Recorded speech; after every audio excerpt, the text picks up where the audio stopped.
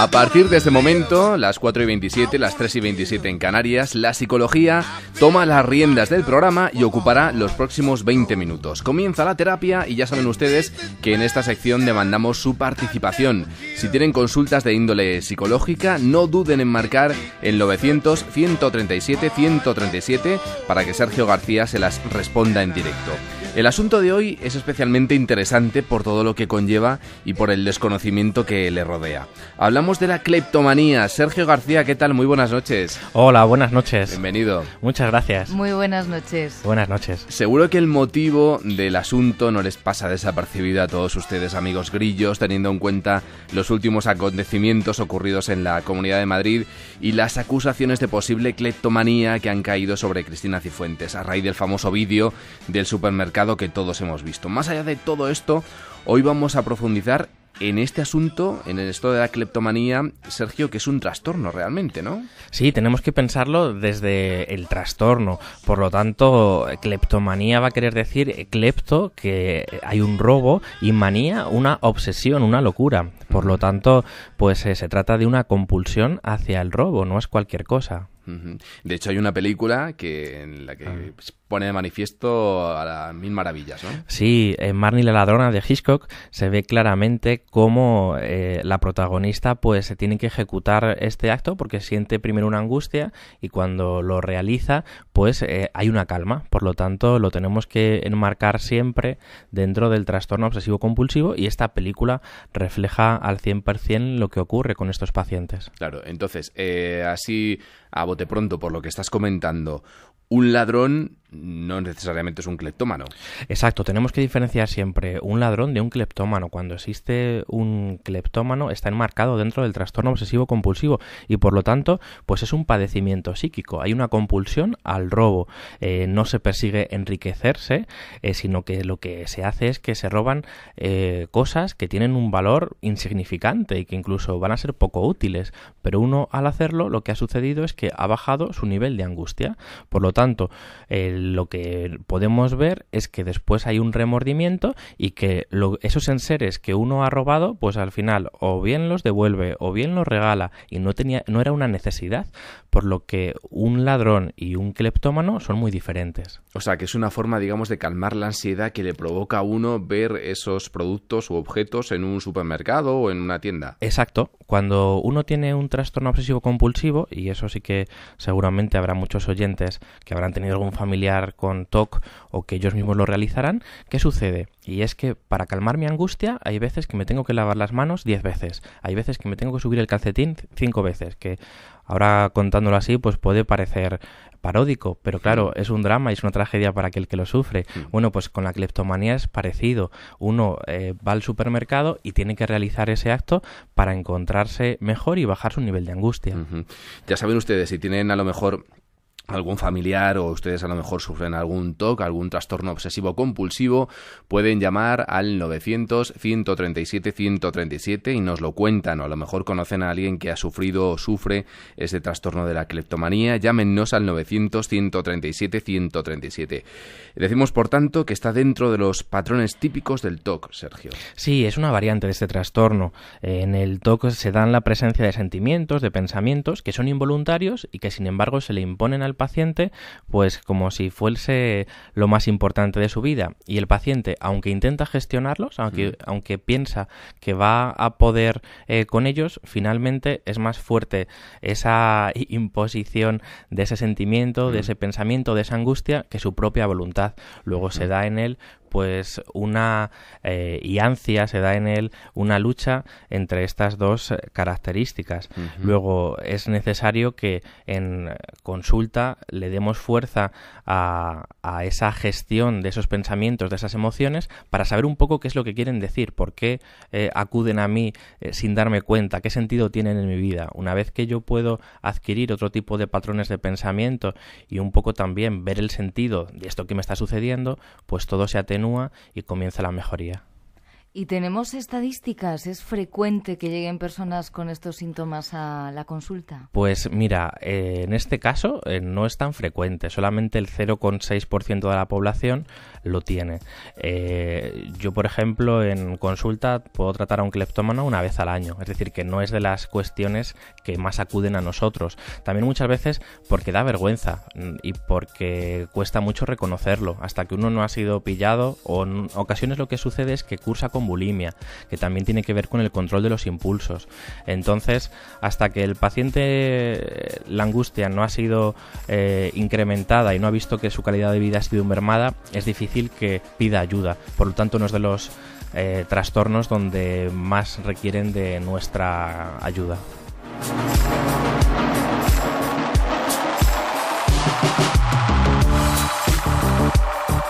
Perdona mi desconocimiento, pero te lo pregunto porque has asociado con la bulimia y no sé si tanto la cleptomanía como este otro trastorno son el síntoma, el efecto de una causa que es más profunda. Si hay algo que deriva en esa pulsión, en esa necesidad pues de calmar esa angustia. Exacto, siempre el motivo va a ser otro. Entonces, en el análisis, en la psicoterapia, lo que tenemos que averiguar es cuál es el origen real. Por lo tanto, lo que se trata es de conversar y de establecer un vínculo con el terapeuta para poder averiguarlo. Entonces, sí, tanto en la bulimia como en el TOC tenemos que seguir investigando para ver qué es lo que está sucediendo. En el fondo, lo que pasa es que el acto, la realización del robo, lo que vemos, lo manifiesto, solamente es algo que está escondiendo otra cosa. Claro. Y tenemos que irnos a ese origen. Claro, luego hay que escarbar un poquito, ¿no? Exacto. Todo lo que nos comentan va a ser para poder irnos a ver por qué se ha producido esta manera de pensar, esta manera de actuar. Luego sí, está escondiendo un origen más profundo. Es importante remarcar el hecho de que seguramente muchas de las personas que padecen este trastorno de la cleptomanía no lo quieren reconocer o no lo ven hasta un momento determinado en el que son pillados o ya es impepinable que se les detecte, ¿no? Exacto. Es cuando, mira, me ha pasado esto en el supermercado, me han dicho, he recibido una denuncia, me han visto, y es a partir de ahí que uno dice, tengo un problema real. Pero habitualmente uno intenta pensar que no, claro, es que los grandes almacenes nos roban, pues yo también robo, o es una cuestión juvenil que he tenido conmigo mismo y entonces la he llevado en el tiempo y la he extendido y ahora tengo 50 años y lo sigo haciendo. No, mire, esto es otra cosa. Entonces, hasta que realmente no se asustan, no acuden a nuestras consultas. Pero sí, es una cuestión a tratar y que genera también un gran malestar, tanto en ellos como en familiares. Vamos con los oyentes que marcan el 900-137-137. Nos quedamos en Madrid con María. Hola María, ¿qué tal? Buenas noches. Hola, buenas noches. Cuéntenos, María. Pues yo quería decir que yo he tenido este problema durante muchos años y no me he dado cuenta de que era un problema hasta que terminé en el juzgado. ¿Qué le ocurrió exactamente, María? ¿Perdón? ¿Qué le ocurrió? ¿Le pillaron robando en un supermercado? ¿Cómo fue? Sí, pues fue como una lata de conservas. Una lata de conservas que así aparentemente parece una tontería, pero bueno, pues llevaba haciéndolo ya muchos años. Yo no lo consideraba una cosa, no sé, como un problema psicológico hasta que me di cuenta que realmente lo tenía. Hasta que me di cuenta que tenía ese problema. Y además que era una cosa que no podía controlar. Ya. ¿Cómo se encuentra ahora, María? Pues ahora, después del tiempo, lo que me da es vergüenza de que me haya pasado algo así. Ya. Y yo creo que es lo que decía el psicólogo antes, que la gente no lo quiere contar por vergüenza. Ya. ¿Usted recibió atención psicológica? Sí, claro que sí. Y ahora cuando lo pienso, pues es lo que le he dicho antes, me da mucha vergüenza. Y sé que he conseguido superarlo, porque ahora cuando voy a cualquier sitio, aún sintiendo la sensación esa de, yo no sé, pues coger un lapicero, lo que sea que hay allí, pues consigo controlarlo. Entonces, por eso sé que ya no voy a tener ese problema, porque ya consigo controlarlo, cosa que antes no me pasaba. ¿Hasta qué edad ha dicho María que lo tuvo? Pues hasta hace pocos meses. Ajá. ¿Qué le podemos decir a María, que dice que tiene ese sentimiento de de vergüenza por lo ocurrido? Bueno, yo creo que vergüenza ya no nos tiene que dar, porque uno ha hecho el trabajo para que eso deje de pasar, y que no es igual un robo porque sí a tener un trastorno. Y en su caso, pues se ha puesto en manos de especialistas y lo ha podido superar. Yo creo que su ejemplo es muy didáctico, porque pone de manifiesto que se puede superar, que se puede salir de la cleptomanía. Sí que se puede. Yo lo tengo comparado con una persona, por ejemplo, que ha tenido problemas con el alcohol, por ejemplo. Pues que se ha dado cuenta que tenía ese problema, se ha puesto en manos de un profesional, y aunque muchas veces cuando vaya a un bar tenga un poco de ganas de tomarse pues una cerveza o una copa de lo que sea, consigue controlarlo. Pues esto es lo mismo, a mí me ocurre lo mismo, he conseguido controlarlo. ¿Cuánto tiempo ha estado en psicoterapia? Pues por lo menos 5 o 6 años. Uh-huh.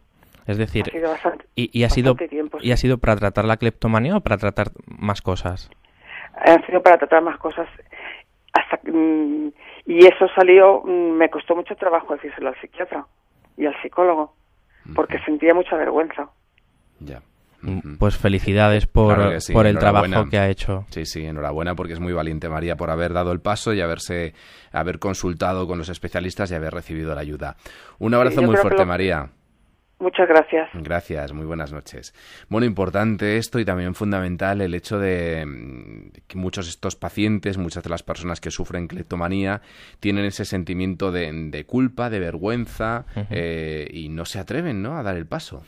Sí, además que era muy gráfico lo que nos contaba. No me atrevo a dar el paso, y fíjate que he ido al psiquiatra, he estado con él, y hasta que se lo he contado... Ha pasado tiempo. Claro, pues mira, eso sucede habitualmente cuando acuden a nosotros. El motivo de consulta por el cual dicen que vienen, luego no es el real. Es decir, es como que en las primeras sesiones o en los primeros meses sabes que alguien te está comentando su vida y que le faltan cosas por decirte. Entonces, ¿eso lo percibís fácilmente los psicólogos? Eso lo percibimos. Y además lo decimos. Sí, me ha contado muchas cosas, pero faltan cosas por decir. Pero también hay que pensar que no todo el mundo está preparado para ver sus miserias y exponerlas. Tan rápidamente, además. Exacto. Y hablo de miserias también las mías y las de todos, por no supuesto. por poner el foco en ninguna persona en concreto, sí, las de todos. Tenemos que pensar que es estructura, que es así, que es de esa manera, que uno cuando acude a consulta nos puede pasar a todos, que hasta que uno coge confianza y lo cuenta, pues va a costar, y que incluso uno realmente aprende quién es en la conversación, es después, es hablando, no es justo antes. Entonces uno se tiene que dejar llevar, e incluso no es que te lo esconda, es que también cuando lo comenta, es también cuando él lo aprende y realmente pone los puntos sobre las IES. Es ahí donde dice, bueno, esto no es una cuestión meramente juvenil, esto es una cosa que me está sucediendo y es muy grave. Entonces es después de la conversación con el terapeuta.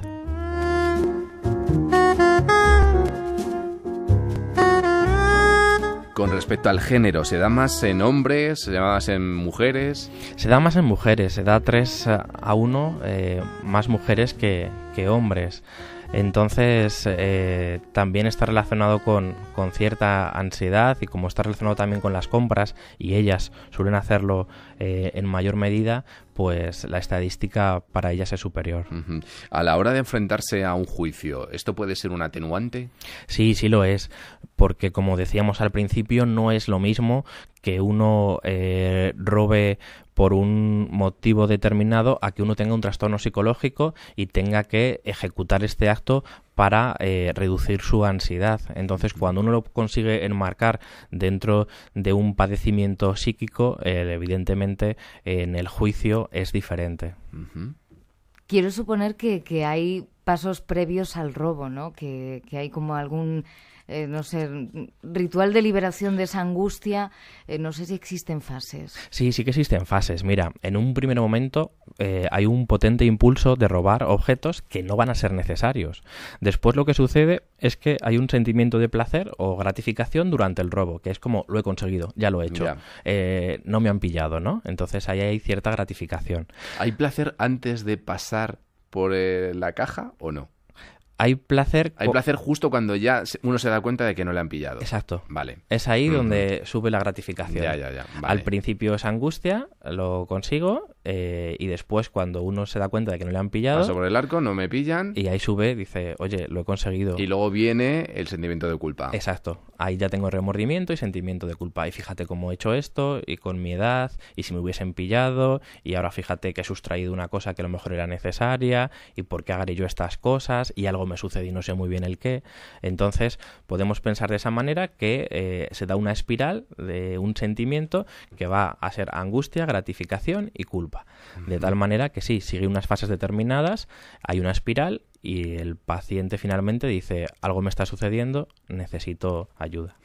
En algunos lugares de Internet, mal hecho por mi parte, pero bueno, uno siempre mira en Internet como tantas otras personas, he leído que no se cura, pero yo creo que sí que se puede curar, ¿no? Por supuesto, si uno acude al especialista en un primer momento y comenta qué es lo que le está sucediendo y se pone en manos de una psicoterapia, como además hemos podido ver muy gráficamente en la llamada, puede tener una resolución y una buena resolución. ¿Qué sucede? Que cuando uno está asociado a bulimia, no se ha dejado ayudar, han pasado los años, ha sido pillado y familiarmente ya no tiene el apoyo social. Además, ha tenido que consumir fármacos de una manera desmedida para poder evitarlo. Bueno, pues evidentemente cuando después acuden a nosotros es más difícil un pronóstico positivo, pero la cleptomanía tiene una solución si uno se deja ayudar, se pone en manos del especialista cuando está comenzando a suceder, algo me sucede, tengo esta angustia, voy a ponerme en manos para poder reducirlo. Les recuerdo ese número, 900-137-137, si tienen alguna consulta sobre los TOC, en este caso sobre la cleptomanía, pueden marcar ese número, ese teléfono gratuito. Me gustaría saber, Sergio, cuál es el protocolo a seguir en una psicoterapia. Mira, en una psicoterapia lo interesante es que con el paciente analicemos cuáles son las conductas funcionales y las disfuncionales, que es lo que me está sirviendo a nivel emoción, sentimiento y comportamiento. Una vez que se ha hecho ese análisis funcional y qué cosas en mi vida pues son motivo de malestar, cuál es realmente la angustia original que me está produciendo pues que no me guste mi vida o que tenga que satisfacer de esta manera tan peculiar pues algo que me pasa. Una vez que se ha hecho todo eso, pues se dan frases, se dan consejos, se dan comportamientos para poder resolverlo y por lo tanto, una vez que hemos visto cuál es el origen, ver qué conductas funcionales son más operativas para la vida del paciente. Eso en un primer momento.